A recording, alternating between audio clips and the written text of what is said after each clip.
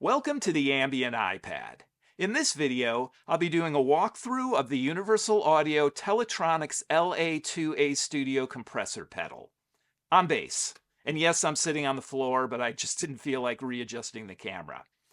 This is an excellent effects pedal. It is a digital recreation of the LA-2A, which Universal Audio purchased, the company that made it in the 60s. They also purchased the company that made another iconic compressor, the 1176. Now, the legendary status seems fairly recent. I was in studios in the 80s and 90s, and they were there, and they all sounded good, but people didn't really talk about them so much. But just like everything vintage, it's back. Now, I know a lot of people aren't really into digital pedals, so I just want to put it straight out there. Universal Audio took their LA-2A plug-in, or at least one of them, and put it in this box. And that's essentially what you're getting. Like every digital effect, this thing gets warm. But a lot of other companies, I mean, I have analog effects, and I also have digital effects from Boss, from Strymon, Eventide, another company that puts their plugins into boxes. So that's not really a big deal for me. And this thing sounds good. It's quiet. I've run it off daisy chain, and it works fine, even though it's not recommended to do that. So this will be a demonstration on bass. I've got my Fender American original 60s precision bass with flat wound strings going directly into the pedal. The mono output from the pedal goes into a Universal Audio Volt 276 interface, which then goes into an iPad Pro and GarageBand. I'm just using GarageBand to record all this. There's no other additional effects. I'm just going to be turning this on, flipping the knobs and the switches, and showing what this thing is capable of. First, let me walk through the knobs and the switches on this pedal. You have your main, engage, and disengage of the effect. The mix knob here is not a traditional dry-wet mix. It is just the dry mix. So all the way down means no dry signal at all. At about noon is unity, so you get 100% of the dry signal, essentially what would be the dry signal if you weren't using the pedal. And then you get about an additional 6 dB of that clean signal.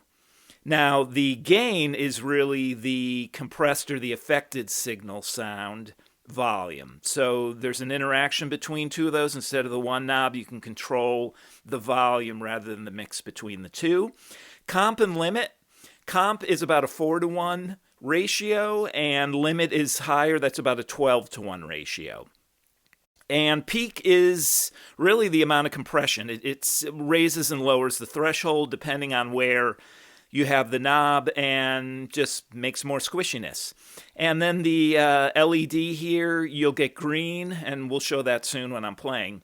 Green when the effect is on, but there's no compression. Then it goes to yellow when you're kind of hitting the compression, and it goes to red where you're really slamming it. And with a compressor like this, depending on the settings, you really don't even need the LED, but hey, it's cool to get some visual feedback on the level of compression that you have going. And then on the back, there's a couple of switches. They're recessed, so you're not going to accidentally move them. We've got a buffered or a true bypass. And then the release there, stock, is what the LA-2A was traditionally known for. About 50 milliseconds of release in the first half of the release, and then the last half of the release could be anywhere from a second to 15 seconds. And you can see that with the LED because a lot of times it'll go into compression. You won't be playing anything. And the light is still showing that the signal is being compressed. We'll see that too. Fast is just a faster. I think it's, I don't know if they say in the manual what it is. The attack is set at about 10 milliseconds. But the fast release is definitely less than 50 milliseconds, and it doesn't get longer as the signal goes on. So that'll get you more of a kind of traditional FET or raw style OTA, OTA kind of raw style sound compression, and I'll play around with that too.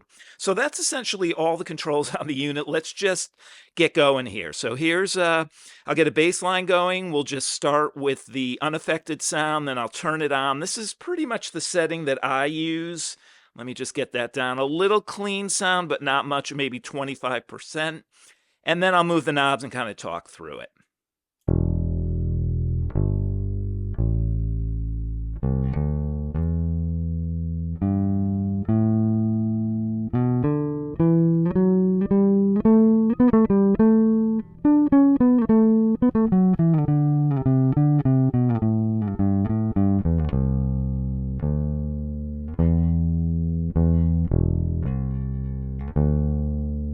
Let's turn it on.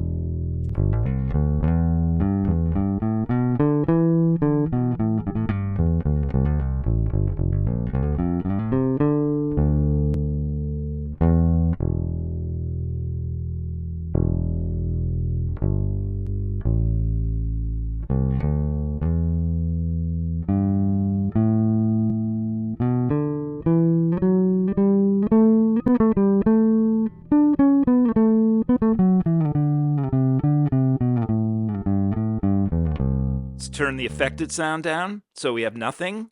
Now let's just get the clean sound. So again, around noon is unity.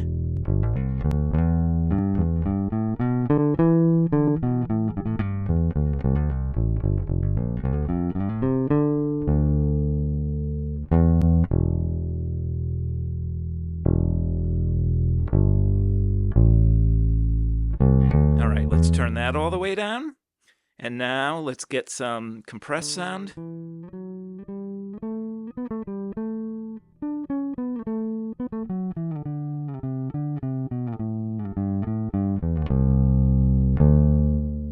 So at this point there's no compression. Let's see if we can get to somewhat unity, which would be around noon again.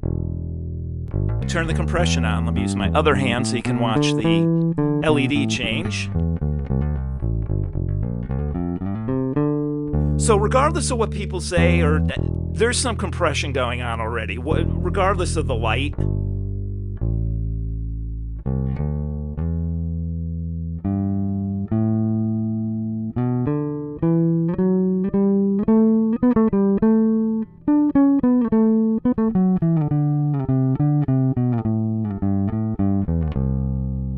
There's a teeny bit of squish there, but it's really more the volume. Now, as we start getting up here, we're going to start turning to yellow.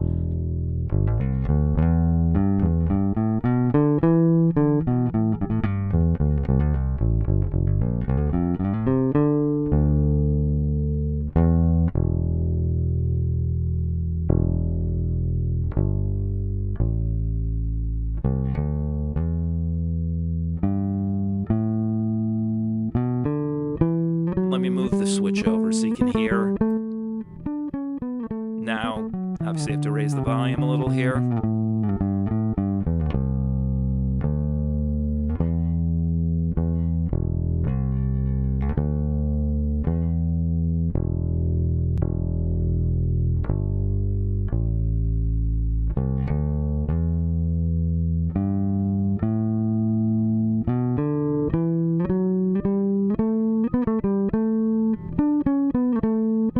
Go back to the 4, turn that down.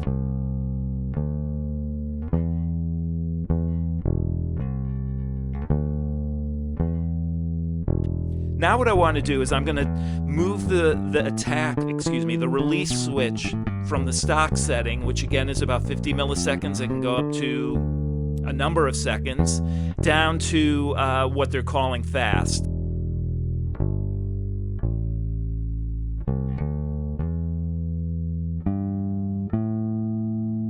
So let me move that over.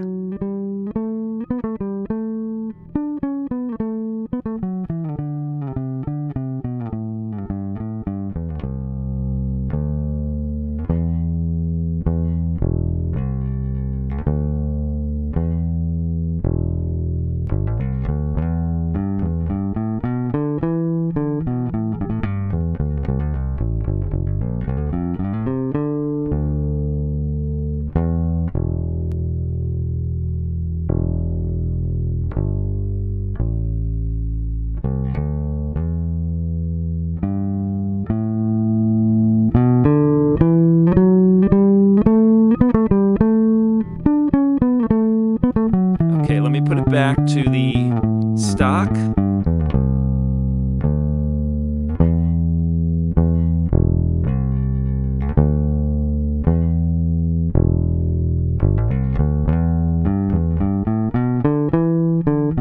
We go back one more time.